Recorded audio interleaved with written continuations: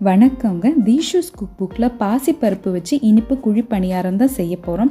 இந்த பணியாரத்துக்கான மாவை அரைச்ச உடனே செஞ்சிடலாம். சாதாரணமாகவே வீட்டில் அம்மாங்க குழந்தைங்க ஏதாவது இன்ஸ்டண்ட்டாக ஒரு ஸ்நாக் ஹெல்த்தியாக செஞ்சு கொடுக்கணுன்னா பணியாரம் தான் செய்வாங்க. அடுத்த டைம் பணியாரம் செய்யும்போது இந்த மாதிரி கொஞ்சம் ஆரோக்கியமாக பருப்பெல்லாம் சேர்த்த பணியாரத்தை செஞ்சு கொடுத்து பாருங்கள்.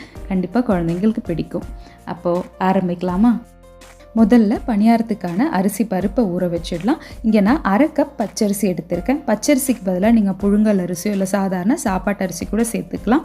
இதோட 1/2 கப் பாசிப்பருப்பு எடுத்திருக்கேன். இப்போ இது ரெண்டையும் நல்லா கழுவிட்டு ஒரு 2 மணி நேரம் போல் நம்ம ஊற வைக்கணும். இது ஊறுறதுக்குள்ளே இதுக்கான வெல்லத்தை கரைச்சி வச்சிடலாம். நான் இங்கே ஒரு 3/4 கப்பு துருவன வெல்லம் எடுத்திருக்கேன். இது உங்களுக்கு ஒரு அளவான இனிப்பு கொடுக்கும். ஒரு நல்ல இனிப்பான பணியாரம் வேணும்னா 1 கப் வரைக்கும் நீங்கள் எடுத்துக்கோங்க.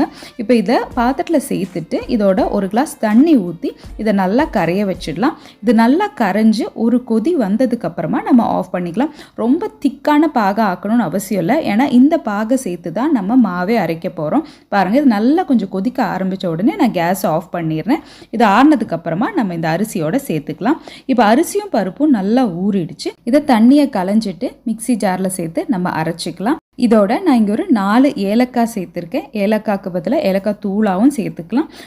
இதோட நம்ம கரைச்சி வச்ச வெல்லமும் நல்லா ஆறிடுச்சு. அது இந்த மாதிரி நல்லா வடிகட்டிட்டு சேர்த்துக்கலாம். உங்ககிட்ட இந்த மாதிரி கட்டி வெல்லம் இல்லை பொடி வெல்லமாக இருந்தால் அதை பாகு காய்ச்சணும்னு அவசியம் இல்லை. அப்படியே டைரெக்டாக கூட நீங்கள் சேர்த்து அரைச்சிக்கலாம். இப்போ இதை நல்லா அரைச்சி எடுத்துட்டு ஒரு பவுலில் மாற்றிக்கிறேன்.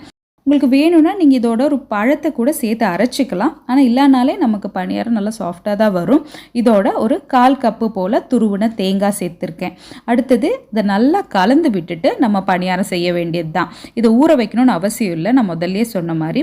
இன்னொரு விஷயம், இந்த மாவு இப்போ நான் அரைச்சது கொஞ்சம் லூஸாக தான் இருக்குது. பணியாரம் நமக்கு ஊற்றி நல்லா சூடாக சாப்பிடும்போது சாஃப்டாக இருக்கும். ஆற ஆற அது கொஞ்சம் கெட்டிப்படுற மாதிரி இருக்கும். ஏன்னா நான் அரைக்கும் போது இந்த அரிசி சேர்க்கும்போது அடியில் கொஞ்சம் தண்ணி இருந்தது. வெள்ளைப்பாகு அப்படியே ஊற்றுனனால தான். நீங்கள் அரைக்கும் போது பாகை கொஞ்சம் கொஞ்சமாக ஊற்றி அரைச்சிக்கோங்க. ரொம்ப கெட்டியாக ஆகணும் இல்லை, இதை விட கொஞ்சம் மாவு கெட்டிப்பட்டால் போதும். இந்த அளவு வந்தாலும் ஒன்றும் பிரச்சனை இல்லை. உங்களுக்கு பணியாரம் சாஃப்டாக தான் வரும். ஆறி போயிட்டால் மட்டும்தான் கொஞ்சம் கெட்டிப்படுற மாதிரி இருக்கும். அவ்வளோதான். இப்போ நீங்கள் எண்ணெயோ நெய்யோ ஊற்றி இந்த மாதிரி பணியாரத்தை செஞ்சு எடுத்துக்கோங்க. அப்புறம் இனிப்புமே நம்ம இப்போ சேர்த்துருக்கிறது ஒரு அளவாக தான் இருக்கும். குழந்தைங்களுக்கெல்லாம் கொடுக்கணுன்னா கொஞ்சம் ஸ்வீட்டாக இருந்தால் தான் அவங்களுக்கு பிடிக்கும். அதனால் நீங்கள் 1 கப்பு வரைக்கும் வெல்லம் சேர்த்துக்கோங்க. இப்போ நம்ம அரைச்சிருக்க இந்த மாவோட அளவில் உங்களுக்கு ஒரு 35லேருந்து 40 பணியாரம் வரைக்கும் இந்த சைஸில் தாராளமாக செய்யலாம்.